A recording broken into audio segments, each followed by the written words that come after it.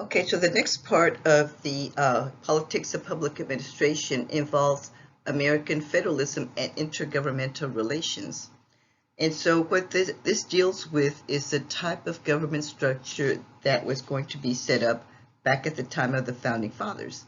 That's federalism, and that's more conceptual in nature. We'll be talking about that.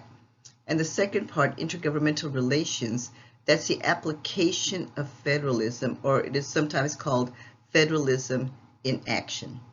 So let me give you an example of federalism so you can have kind of an idea of what we're going to be talking about.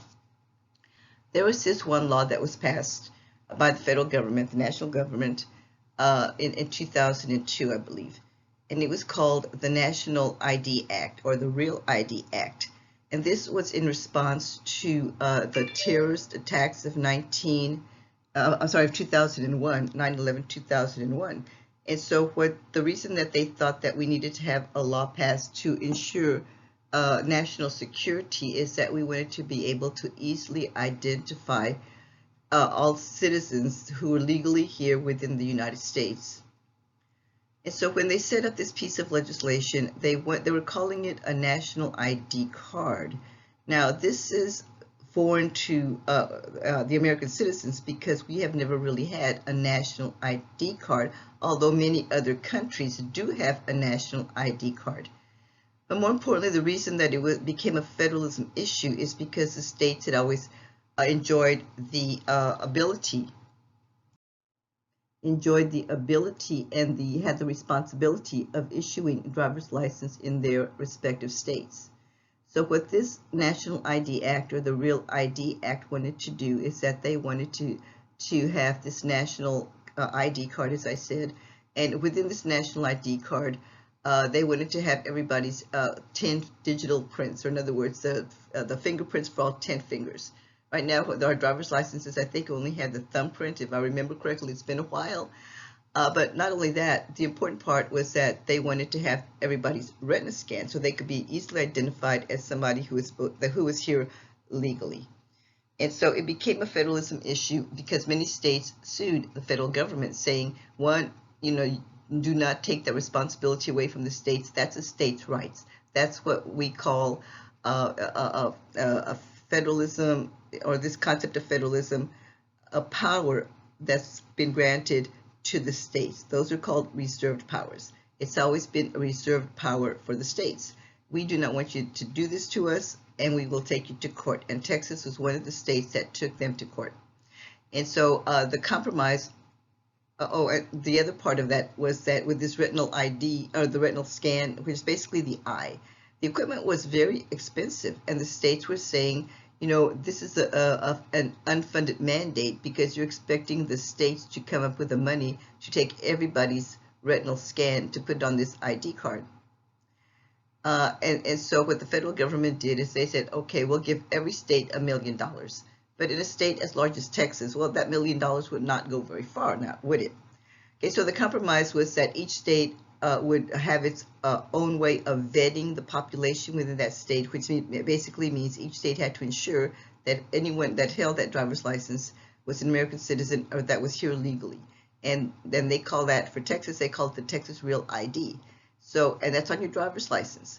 And so if you look at your driver's license, look at the very top right-hand corner, there's this little gold square with a star in it. And that says that you have been vetted and that you have the right to be here legally. Okay, so that's an example of federalism.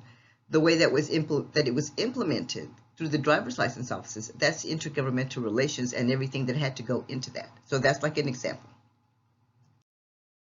Okay, so in this particular section, this lecture on federalism is divided into 3 parts. So in this part, we're going to talk about the definition of federalism, the constitutional basis of federalism, and the models and history of federalism, because federalism has changed over time depending on what's going on in our country in terms of society and in terms of the economy.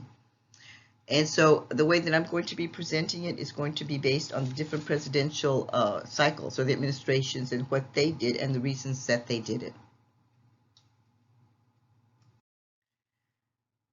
Okay, so when this country was being set up, one of the reasons that the country was not the United States yet, it was the 13 original colonies, but they said, we do not want to be under the power of the British Crown anymore.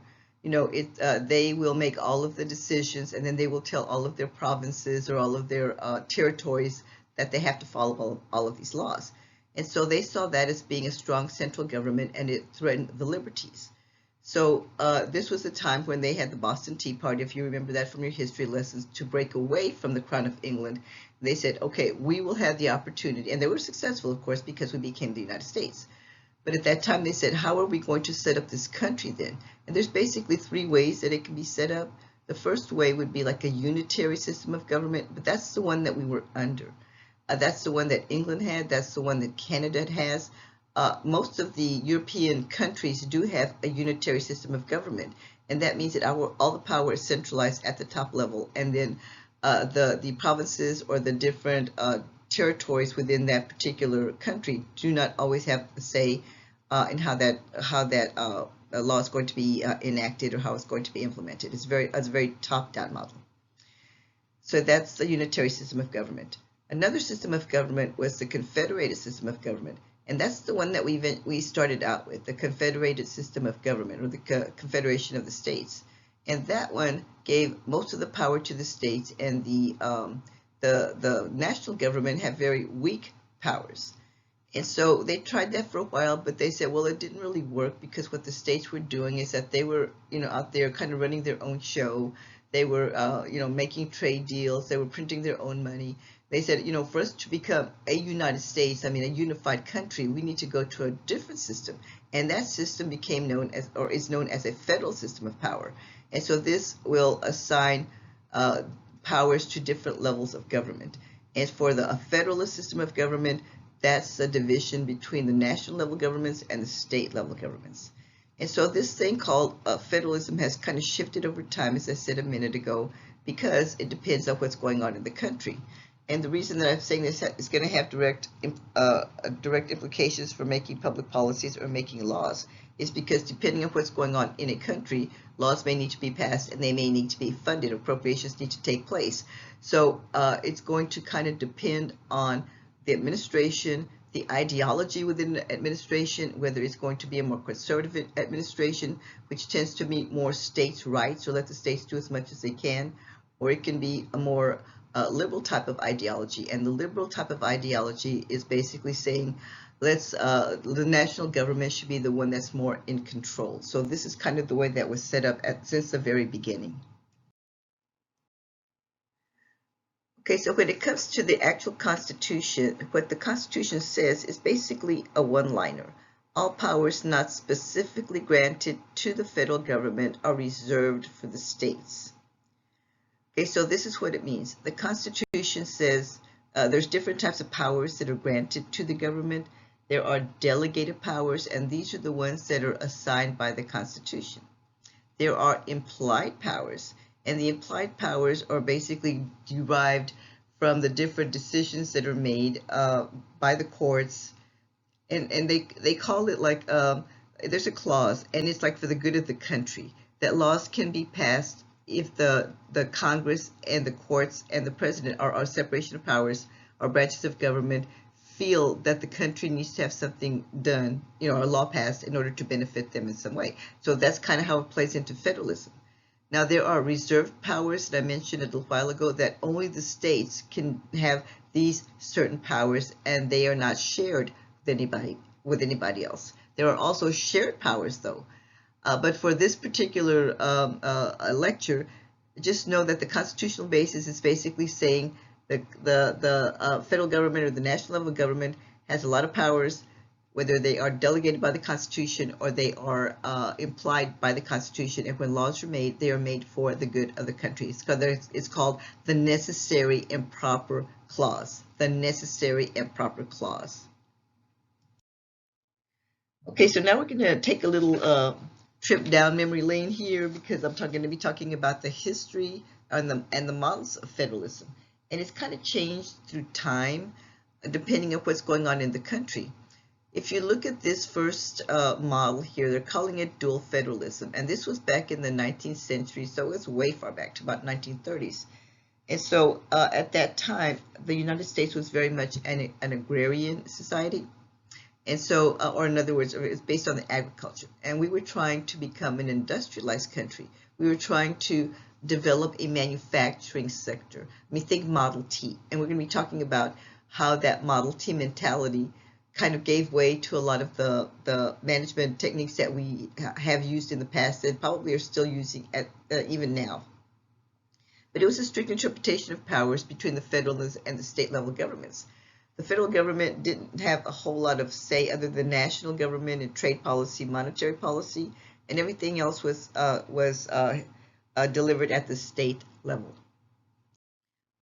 Okay, and so while the country was trying to industrialize it, what happened is that the different businesses, because they were trying to gain a foothold in the marketplace, they were very afraid of what England was doing, because at that time England was a more dominant power because England had been around for so long, right?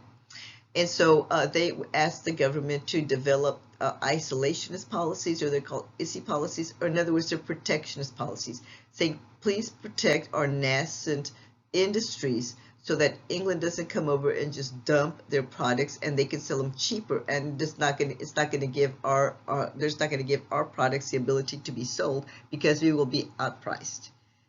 So that's what they did. They asked for anti-monopoly laws. They asked for antitrust laws. So the businesses were the ones who were kind of pushing for more government regulation at that time.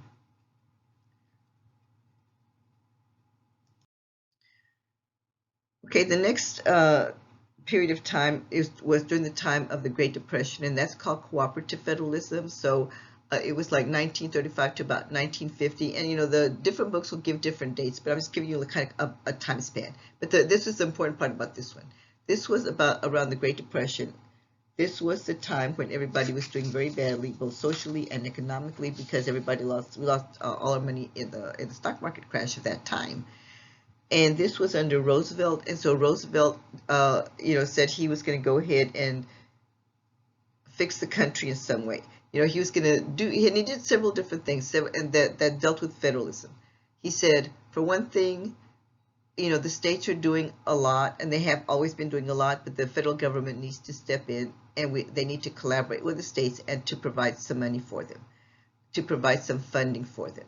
We need to have more national level laws that are going to allow these people to do well. I mean, to get past this Great Depression and this economic downturn or the economic depression that we had. And the way that he did it was basically many things. Let me talk about social programs first.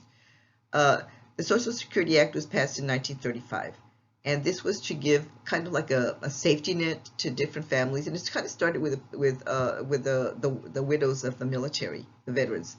And so it kind of like expanded. So almost every single social program that we have now is an offshoot of the Social Security Act of 1935. And that Social Security Act is still in existence. Medicare, Medicaid, welfare, healthcare, all of those are different derivatives of the Social Security Act. Okay, so that was the social part of it. Now the economics part of it is what they called Keynesian economics, or they also call it fiscal economics. And so what that was said is that the government is the one who's going to have to be the engine for economic growth, and they're going to be the ones that are going to be kickstarting the economy. And the way that they did it is they said, we are going to hire a workforce, and they called it the WPA. I don't remember what the initials stand for, but basically they were hiring people. The federal government was hiring people to build the interstate highways, to build like the Hoover Dams, Tennessee Valley Authority, all of these major infrastructure projects, because there's a multiplier effect, an investment multiplier effect for every dollar that you invest, in building something. There's a multiplier, and I don't know what the multiplier effect was at that point. So that was like one way to grow the economy. And if people are working, they're going to be consuming. They're going to be buying things. So there's a consumption multiplier. So if for every dollar that you spend, the economy will grow. So that's kind of how they got it kickstarted again. So it was during this time that of cooperative federalism that the activities started to intermingle, because they said the country is in such bad shape. Whoever can help out at whatever level, it doesn't matter whatever level, we need to help the country. It's not doing well. And so the metaphor that they use for this one is called marble cake federalism, which is kind of like the intermingling of things. Whereas as for the dual federalism, it was like the layer cake federalism, just as connected by a small icing. So there was starting to be more of a connection or more intermingling of the programs at that time. Okay, the next era, this was Kennedy, John F. Kennedy, and Lyndon Baines Johnson, or LBJ. And so it was started kind of like in the 50s through the 60s and into the 70s, even into the 70s sometimes, until Richard Nixon took office. But under Kennedy, it was known as Camelot, and under LBJ, it was known as the Great Society. And so at this point, what they wanted to do is that they wanted to make America a better place to live for the disadvantaged, for the economically disadvantaged. What they wanted to do is they wanted to eradicate poverty in some way. And so a lot of the programs that they had was meant to eradicate the poverty, was meant to help poor people, was meant to give them a better way of life, to provide different types of programs so that they would do well. And when it comes to the way that the money was coming down, they were letting the money go directly to the cities, so the federal government directly to the cities, and they was bypassing the state government. I'll talk more about how fiscal federalism works in the next part of this series, in part 2 of this lecture. But for right now, it's just that it was a change in the way it was done, because it didn't go from the government, the federal government, to the state government, to the city government. It went directly to the cities, and that's why they called it the water tap federalism, because it's like a water tap. It's just flowing down. And so what they did is that they set up a lot of pilot programs and pilot projects to help people do better in life, to increase their increase their lot in life.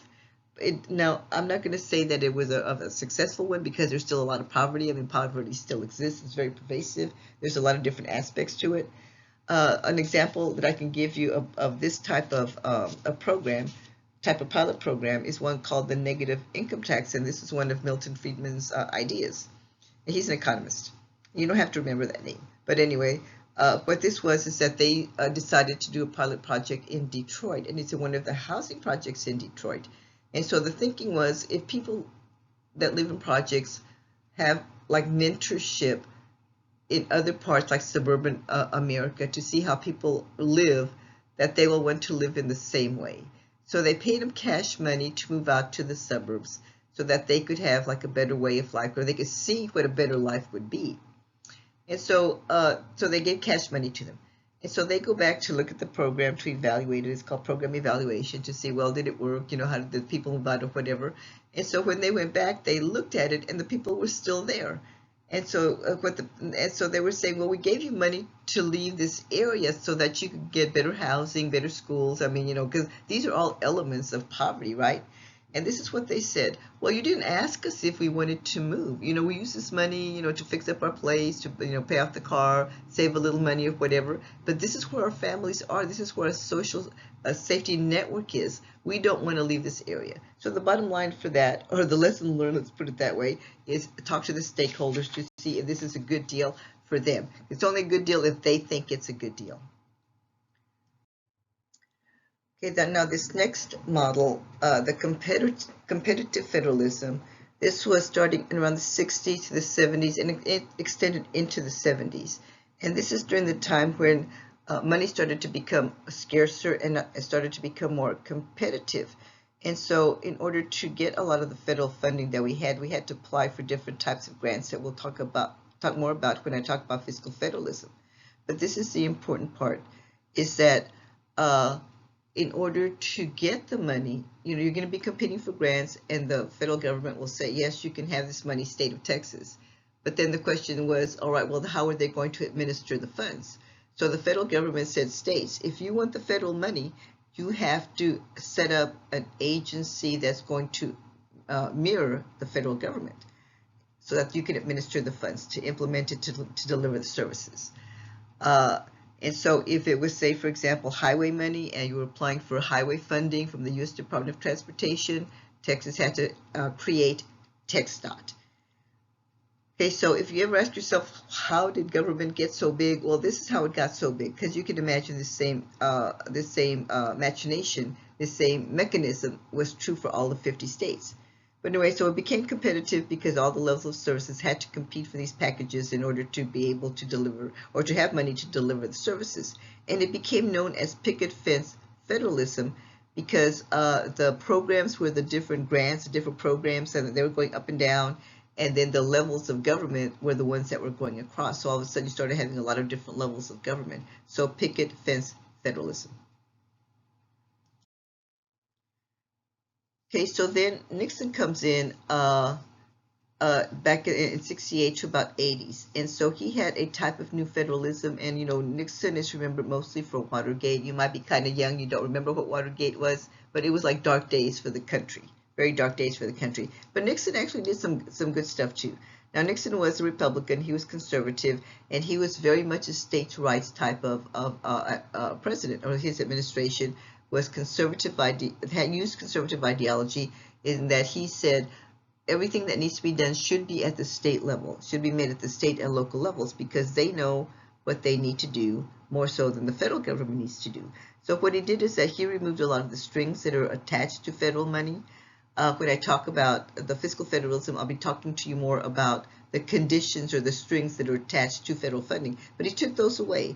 And so that particular program was known as general revenue sharing. And the cities loved it because they got to make their own decisions and they got more income. And so the cities were able to do a lot more than what they've been able to do in the recent past.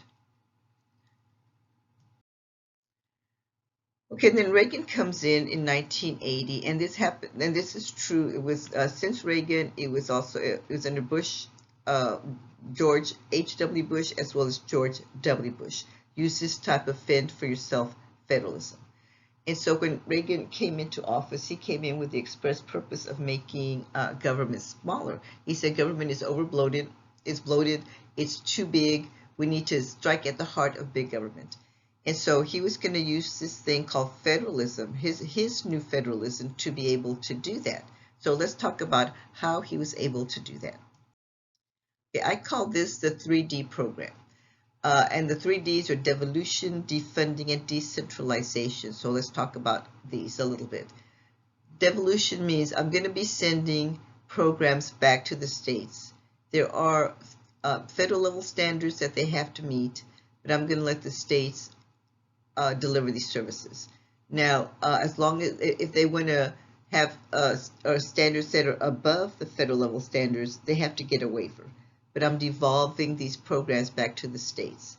Now, if I'm going to devolve these programs back to the states and let the states go ahead and implement them and make the decisions, there's a couple of things that need to be done. One, he says he's going to defund them. He's going to defund the program, and that word has kind of been in the news as of recently. And so defunding, it means like different things in different ways. In this particular instance, what it meant is that the federal government will pay for a program, but only for about 2 or 3 years. They will start stepping down the amount of the money that they're going to be sending until the states pick it up on their own. So they are defunding it in that way, but somebody else is picking up the funding. So it's just like it transfers the burden it shifts the burden of the obligation, the debt obligation. And it's been shifted over to the states. And so he was saying, all right, states, well, if you're going to have the programs, you're going to be funding your own programs, then you're going to be making your own decisions. And that's called decentralization. It's not that the states can do exactly what they want. There are tools of federalism, and I'll be talking about them in the next lecture, about how they get the states to do whatever the federal government wants them to do. They are decentralized. Decision-making is made at the state level, but with the approval of the federal government, at the national level. Okay, it was also during this time that the privatization movement was going on. And so the privatization movement was basically saying the private sector can deliver the goods and services provided by the public sector cheaper than the public sector can. And so there's a fallacy in this type of thinking, because the reason that the public sector it provides certain goods, certain services, not so much goods, but certain services, is because they cannot be priced in the private sector. The market cannot price them. But under Reagan, he said, no, you will price them. They will be priced. So it's kind of a misnomer. A lot of things did go to the private, were privatized. And some things can't be privatized, but I can't say that it was completely successful, but I'm not going to say it was a complete failure. It is still going on. Privatization of services within the public sector is still going on. Okay, then comes Clinton, and he was elected in 1993. And so whenever Clinton was elected, he inherited this tremendous budget deficit. It was something like $4 trillion.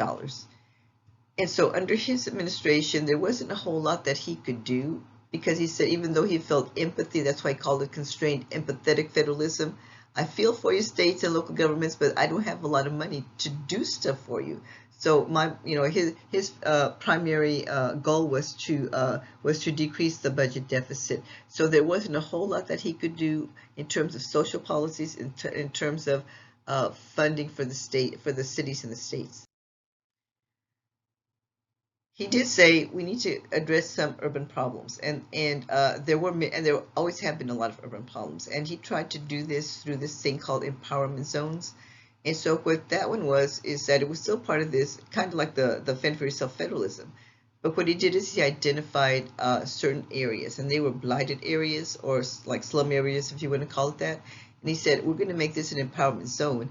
And if you set up a business a business within this empowerment zone, the federal government will help you out, and they will kind of like decrease your taxes, or they were holding them steady. I mean, there was where they didn't have to pay taxes for a while. They called that. But not only that, if you set up this business in this particular blighted area, in this empowerment zone, if you hire people that are living within this empowerment zone, you hire them to work for your company, then we will pay 2/3 of the person's salary the first year, 1/3 the second year, and then you pick up the rest the third year.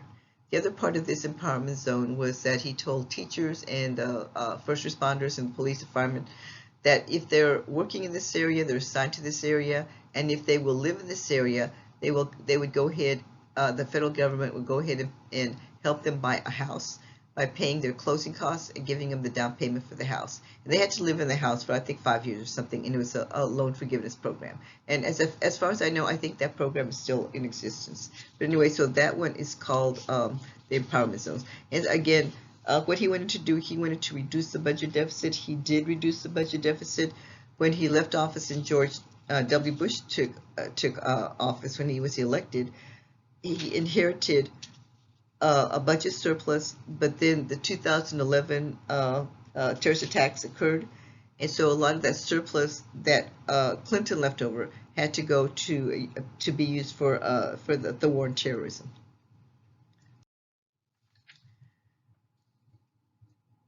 Okay, so then we get to Obama, and so Obama comes in, and he comes in under really kind of strained conditions as well, because when he came in here, he inherited the economic recession. As George W. Bush was leaving office, this is when all of a sudden it became very apparent that our economy was starting to go south.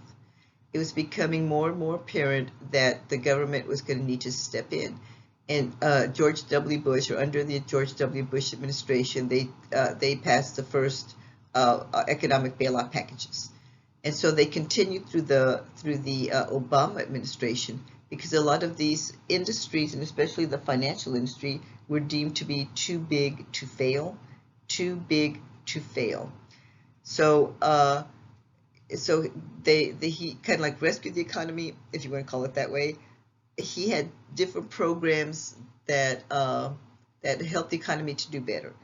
And so as he was leaving office, the economy was doing a lot better. A lot of the programs that were instituted or passed during his administration did help the economy quite a bit. But I'm going to tell you what helped the economy the most: that he regulated the economy. One of the biggest reasons that we had this economic recession back in 2008, and that's when it started, was because the companies were self-regulating.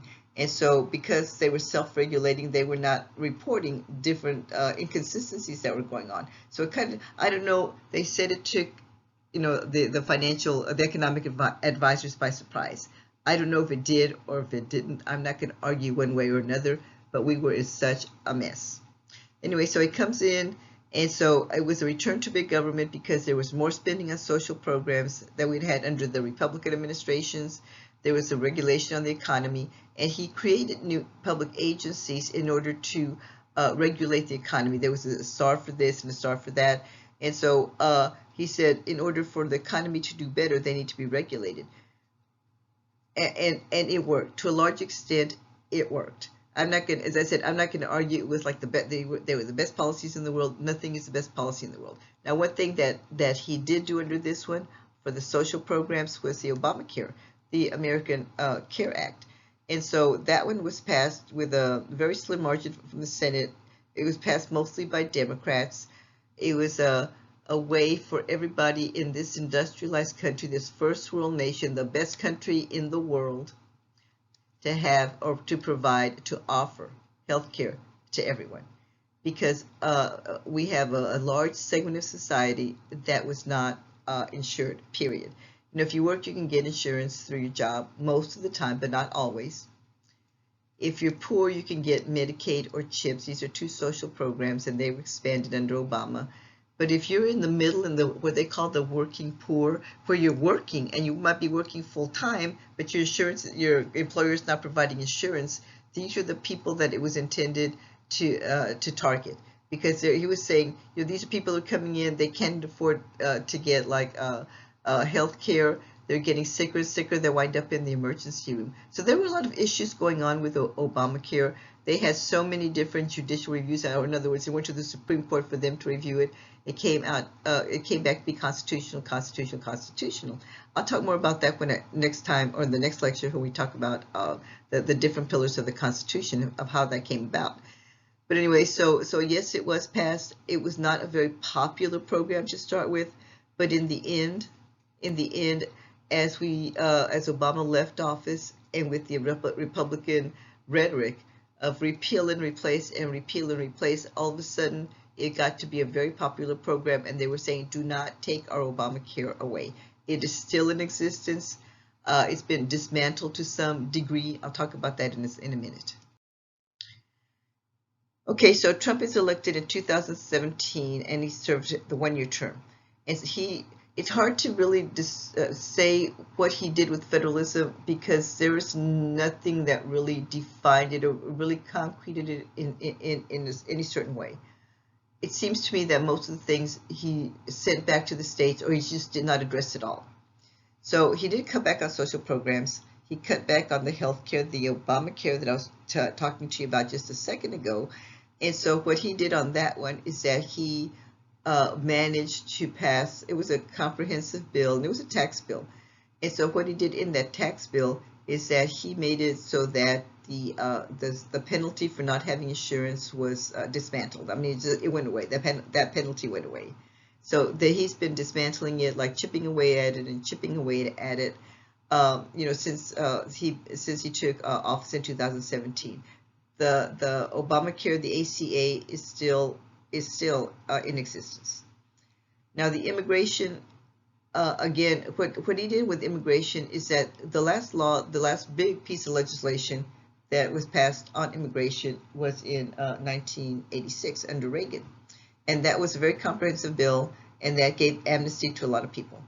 There was another one under Clinton that was passed in 1996, I think it was.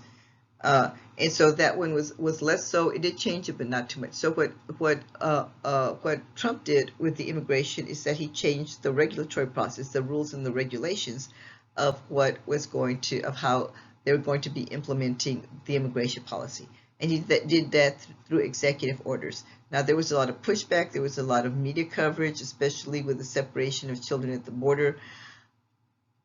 Okay, so, you know, but his use of executive orders, that's a power that he has under the Article 2 of the Constitution. That is an exclusive power that the president has. You know, I've published a couple of articles on that particular, not on the immigration itself, but on his executive orders. What I was talking about more in my articles that I've been doing is the environment, because that's what I do, environmental policy. Now, the environment is probably the one substantive area that he's been able to dismantle more than any other ones. And so what he did is that what happened is that he was lobbied by the coal the coal and power industry, by the oil and gas industry, to cut a lot of these um, regulations that were not in the Clean Air Act specifically. But under Obama, Obama got like the CO2, the carbon dioxide, to become a standard, and he rolled that one back.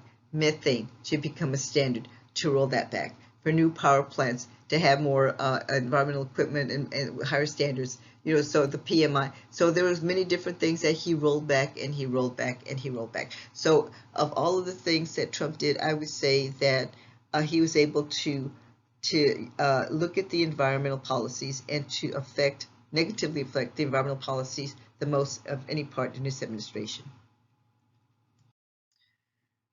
Okay, so he also used supply side economics, like when I was talking to you about Roosevelt and the Keynesian economics. Well, this is another one, the supply side economics.